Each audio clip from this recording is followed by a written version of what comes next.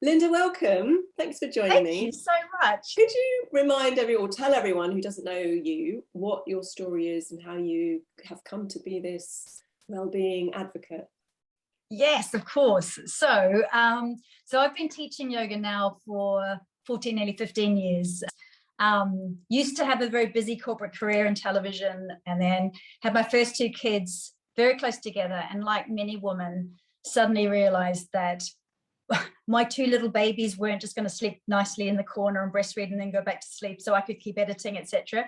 And it was, a big shock to realize that I needed to say goodbye to that career. And I retrained as a yoga teacher and started teaching pre and postnatal yoga in particular, because of my own sort of journey through pregnancy and through two very, very different births. And then when I turned 40, I had another baby. So my third child, 10 years ago yesterday, and I went into labor at 24 weeks with Olivia and ended up being on bed rest with cervical stitch, etc., for 4 months, with my pelvis up and my heart down for those 4 months. And after 7 weeks or so, at 31 weeks, you can imagine all the muscles around my pelvis had atrophied because I literally wasn't moving. And I stood up very quickly one day to go to the loo, and my pubic bone completely just split apart. And it was horrific. It was just horrific. And the pain was beyond anything I could imagine. And I ended up being bound, and I couldn't walk. Really, the only option was surgery. But I was determined to see if I could heal myself first. Over about 4 months, I started being able to walk and then eventually run and without pain, and eventually back jumping on trampolines and strong. And then fast forward to when I was about 45, and my hormones started to change, and I was hitting perimenopause. And even though I was this kind of pelvic floor expert, and I had a really good strong pelvic floor, and I had a real sort of story and journey to how I got there, what I didn't really appreciate then was how much losing estrogen when you're in perimenopause affects the whole pelvic bowl and the muscle fibers within the pelvic floor and the actual organs themselves and the structures that hold the organs in place. And you might have a pelvic floor that kind of was strong, but if you've had birthing trauma to these other structural muscles, and then you layer on top the inelasticity that we experience when we lose estrogen, you basically have a recipe for disaster if you're somebody who likes to jump on trampolines and kind of show off to your kids, etc. So I had a situation at 45 where I was double bouncing my two eldest kids on the trampoline, trying to get them as high as possible. And I came down hard, and I had this horrendous kind of dropping, almost like ripping feeling inside. And I knew immediately that this was my bladder. And I had inadvertently basically caused a cytocele, a prolapse of my bladder down. Obviously, the structures were very weakened from everything I'd experienced in birth. And so that whole experience really was the impetus to me starting up the Women's Wellbeing.me space, which is this new online and ongoing kind of festival space for perimenopausal to postmenopausal women. Getting back to pelvic floor health, how does somebody know that their pelvic floor is weak? What are the symptoms of that? We have kind of two extremes of what can be going on in the pelvic floor muscles. And like I said, we've got a layer on top of that, what's actually going on within the pelvic bowl with the actual muscle fibers of the muscles that hold organs in place. But we can have too much laxicity. So if you think of my arm here as pelvic floor muscles, we can have, especially after birthing, or even just having a pregnancy, you can have this laxity, and this can happen just with aging as well, or if you've done a lot of sitting with your tail tucked under. And this is when the muscle just doesn't operate properly. You can't switch on those muscles properly. But then you can also have too much tension. And this is something that I see a lot, actually.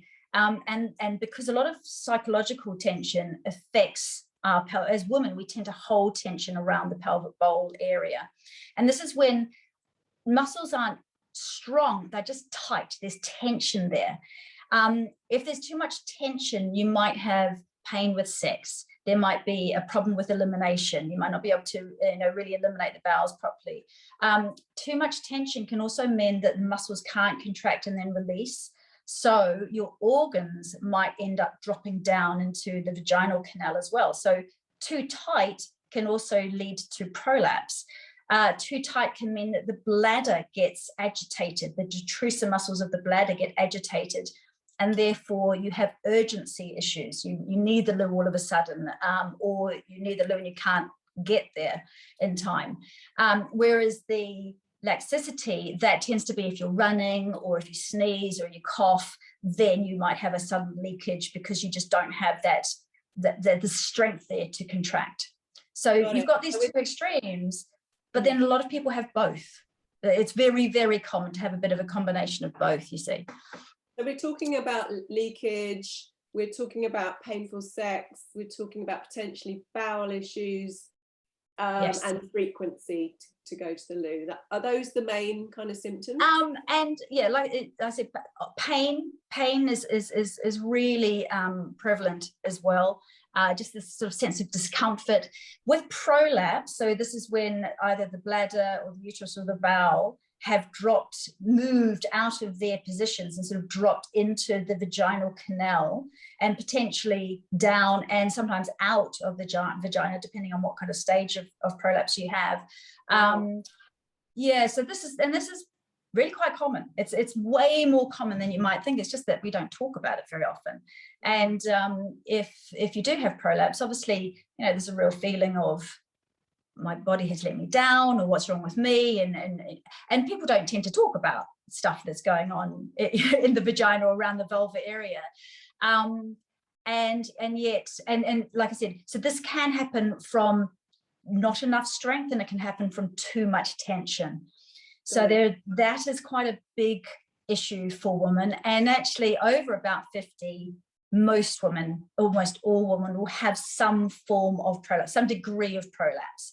So what are your, you've mentioned a few of them, so what are your main strategies? I'm presuming, obviously movement and exercise is one area, but what else could we be doing? So talk us through your main strategy. Okay, so I drink hot water throughout the day. So I'm constantly sipping hot water. It's like using washing detergent and hot water to clean your dishes as opposed to giving them a rinse under the cold tap. Yeah, so we get rid of the white gunk. It helps to just kind of slop it through the system. And staying hydrated is obviously incredibly important for constipation. Constipation is the #1 driver for incontinence.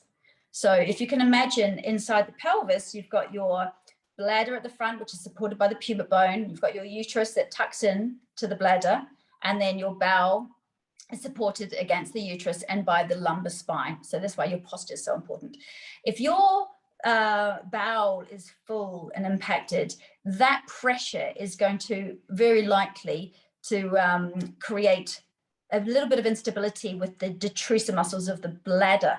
So you're much more likely to have the situation where your bladder is going, oh, I need the loo, and your sphincter muscle, your urethral sphincter muscle, is opening up inappropriately, and you're leaking because of the constipation. So #1 thing, really, and I know this is what you work with very much with women, is to get on top of constipation, and that is your nutrition. That's your really good high fiber diet, a lot of fluid, and movement. So obviously with the yoga, twisting, breathing properly, all of these things will help your posture and where your pelvis sits underneath your diaphragm, and therefore will help the whole elimination process. #2 is breathing. I mean, it is well, in fact, I should put breathing as #1. So many people chest breathe, and so many people chest breathe because, and part of that is because their shoulders are rolled forward and these pectoral muscles are all tight, and therefore their chin is poking forward as well. So learning the exercises to strengthen your upper back muscles so that your shoulders can sit down properly in their sockets, open these pectoral muscles so you're not tight here and rolled forward, learning how to have your head sitting on top of your neck properly so it is in alignment with your shoulders and your diaphragm here, and then your pelvis. All of that stuff is going to help your ability to breathe diaphragmatically. When most people think about pelvic floor exercises, they're thinking about the Kegel type stuff. What do you think about that? And is it something we should be doing, or is there a better way to do it?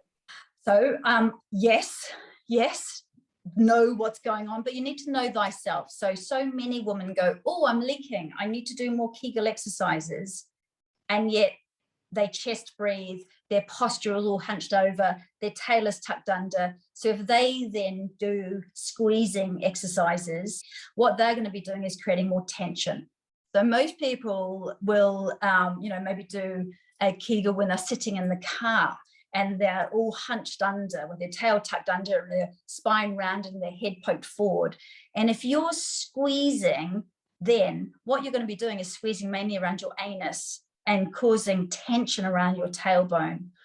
So actually, we need to be making sure that if women are doing pelvic floor exercises, it's actually what they need. It's done in the correct time. So it might be they need to do a good few months of deep release work before they add in Kegels.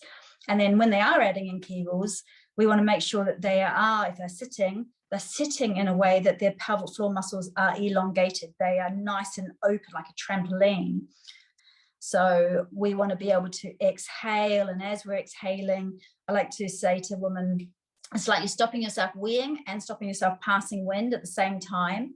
Or if you imagine if you're wearing a tampon and it's kind of dropped down a little bit too far and you're kind of trying to pull it up with your vaginal muscles, you're trying to draw it up. It's that kind of sensation where we're drawing north, south, west, and east into the center line and up on an exhale, and then we're releasing down.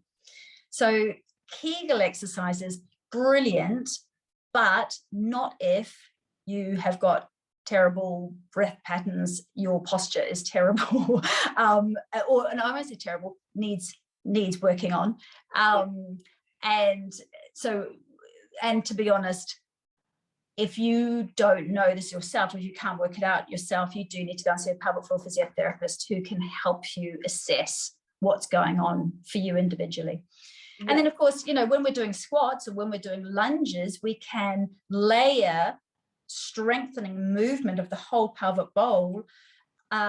We can layer Kegel exercises on top of those, and therefore you amp up, you massively increase the effectiveness of doing a Kegel if you are also doing a squat.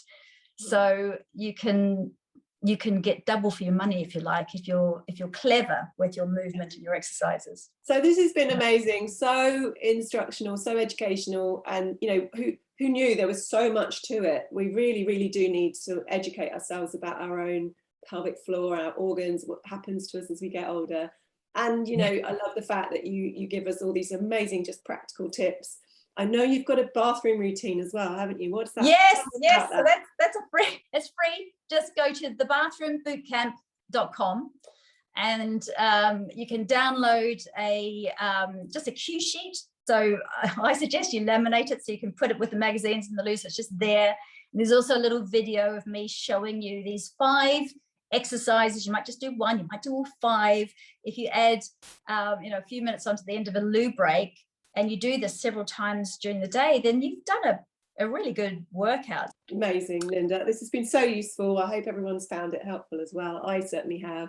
I'm going to go and pull my shoulders back and go. Yes. Thank you so much. It's been amazing, and I'll see you very soon. Take care.